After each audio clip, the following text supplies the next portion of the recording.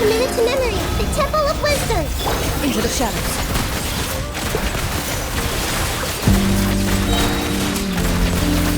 Evil works. Shoot on sight. Recently on the live stream, I had pulled Absolution, which of course is Clorinde's signature sword, and it just looks really cool.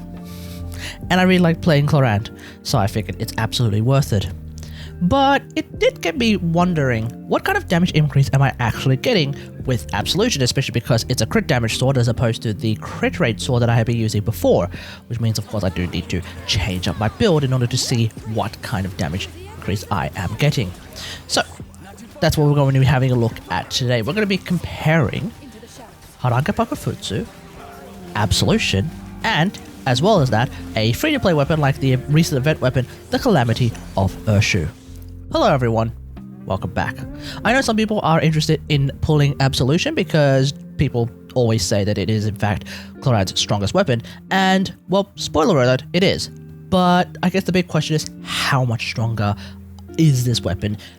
And I'm just going to be using my own builds in order to try and see what kind of damage difference we're getting, as opposed to, you know, spreadsheet impacting or simming and all that jazz. So that's exactly what this video is all about. But first, don't forget to subscribe, okay? If you're a Warframe player, I do have a somewhat long-ish video cooking right now, and it's going to be my mag loadout review for 2025, so that's of course going to be really exciting.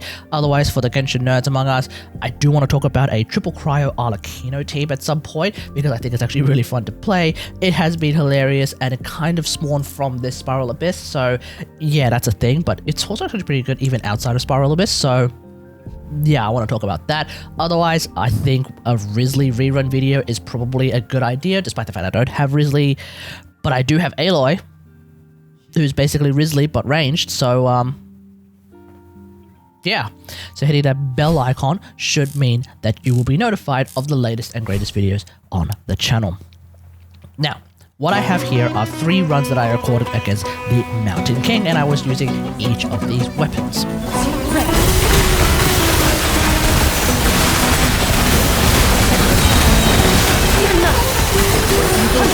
Shoot on sight. Time to test the bring it. Bring it.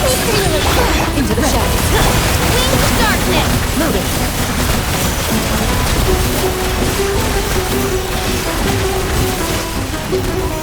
No need to try and pause the video to look at all of the purple numbers and figure out what's going on. I've done that for you, so let's break it all down.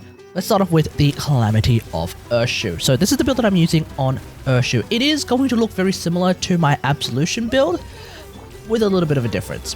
Now what I saw was a 33,000 damage normal attack in there, and an ult that rounded out to about 42,000 damage on the aggravate ticks. Note that the ult has 5 ticks of damage, 2 of which will aggravate and 3 of which won't. Now that's actually not bad for the Calamity of Ershu, considering that A, it's a free-to-play weapon, and B, I haven't even bothered to level 90 it, since I don't use this sword anyway, and it just seemed like a wildly wasteful use of resources just to level up the sword all the way to 90 specifically for this video. So if you do want to level up your Calamity of Ershu, or if you already have leveled up your Calamity of Ershu, then I would imagine that the damage increase from level 90 to level 80 to level 90 would be about 5%? Am I tripping? I don't know. It shouldn't be that huge, but as we'll later see in the video, this sword's passive is of course actually doing quite a lot in keeping the normal attack damage very similar to the 5-star options in the video.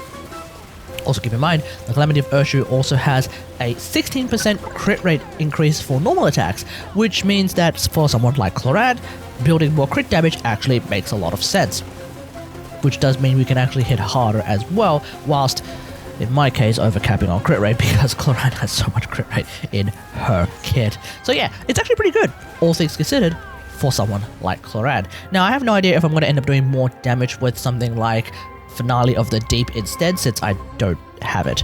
The spreadsheet impact players can probably let me know in the comments below.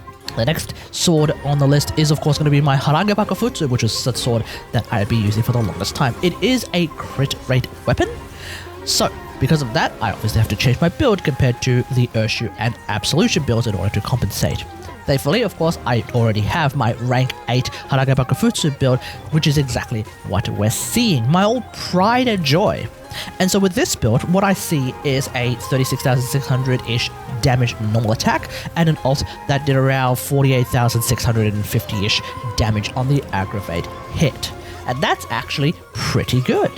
And of course it is an improvement over Ershu, mainly because of the higher base attack from Haran Geppaku Futsu, resulting in Clorinde having more attack in general.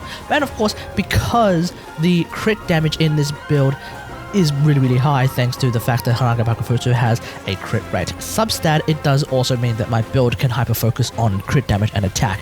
That is why my Haran Geppaku Futsu build just also has the most attack out of all 3 builds.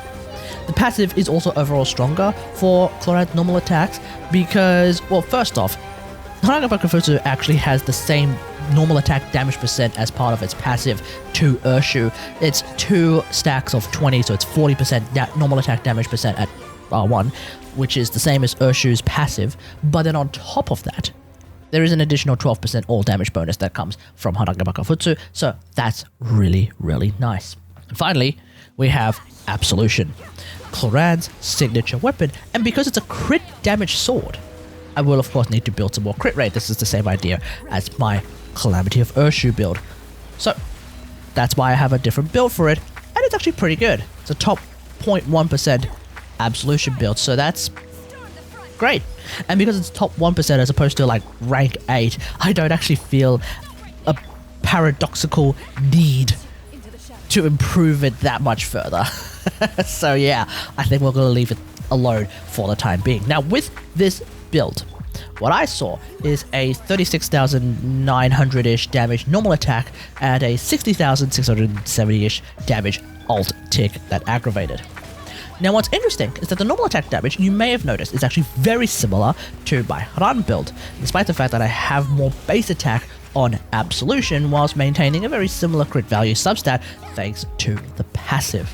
This might be all due to one of the other differences between these swords, which is that Haran does have 52% damage percent compared to Absolution's 48% damage percent, which might not be a huge difference, but it could be something that is sort of balancing the scales. I suppose the other difference as well, like I mentioned, is that because Haran is a crit rate weapon, it means that Clorinde's build could hyper-focus on crit damage and attack. So that's why my Haran build has a sort of significantly more attack, whereas my Absolution build does have a sort of significantly more crit damage stat. So either way, I think all of these are coming together to really balance between these two weapons with regards to Clorinde's normal attacks, where Haran ends up basically doing about the same amount of damage as Absolution. So the normal attack hits are very, very similar. But what's not similar at all is the alt ticks that I was seeing from Absolution. The non-aggravated alt ticks were actually a bit stronger. I think I saw like 32,000 from Haran and like 36,000 from Absolution or something like that. But the ones that actually aggravated, ooh, as you can see, it's actually a pretty sizable difference from about 48,000 to 60,000.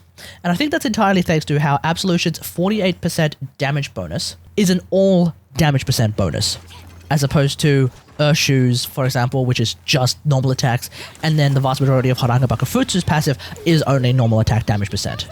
For Clorinde's ult, Haran Geppaku Futsu only provides a 12% damage bonus, as opposed to the 48% from Absolution. And that seems like a pretty huge difference, especially when you talk about things like Aggravate that loves a damage percent. It kind of double dips with damage percent. So yeah, I think that's why Absolution does end up being just stronger overall, because not only does it buff Clorinde's normal attacks to be ever so slightly stronger than Haran's normal attacks, it also buffs Clorinde's ult pretty damn significantly. So at the end of the day, what is the lesson? I guess if you don't really rely on Clorinde's ult that much, which I kind of didn't for the longest time, but maybe I should probably start doing that, Clorinde's free-to-play options are actually really, really good. And dare I say, they're even competitive with her 5-star options, which is absolutely fantastic. But if you're accidentally getting something like Haran or even Mist-Splitter, then I guess you're pretty much good to go.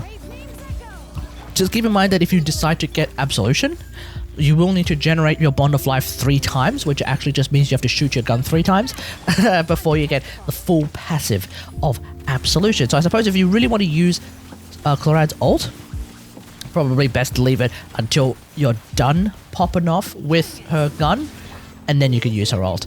I suppose if you want to also have your ult be buffed by someone like Sarah, you can always just weave in Sarah's buff and then ult. So that's one of the great things about Kujo Sarah and of course Clorinde. Let me know if they've got all of this in the comments below. Did you expect the weapons to end up being this similar, especially for Clorinde's normal attack damage? Because I actually kind of didn't. I kind of expected there to be a bit more of a gap, but it turns out that, well, yeah, those free-to-play weapons are actually pretty damn good. What kind of weapon are you using for Clorinde? Let me know in the comments. Otherwise, hope you guys enjoyed. If you guys did, hit that like button, subscribe for more Genshin Impact action, and until next time, I will see you guys later. Thanks for watching. Bye.